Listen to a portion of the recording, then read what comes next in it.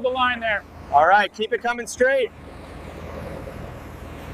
Watch the edge on the left.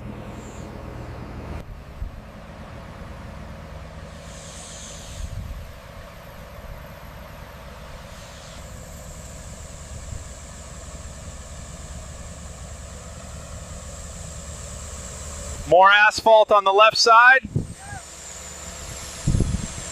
Bring the roller back slowly.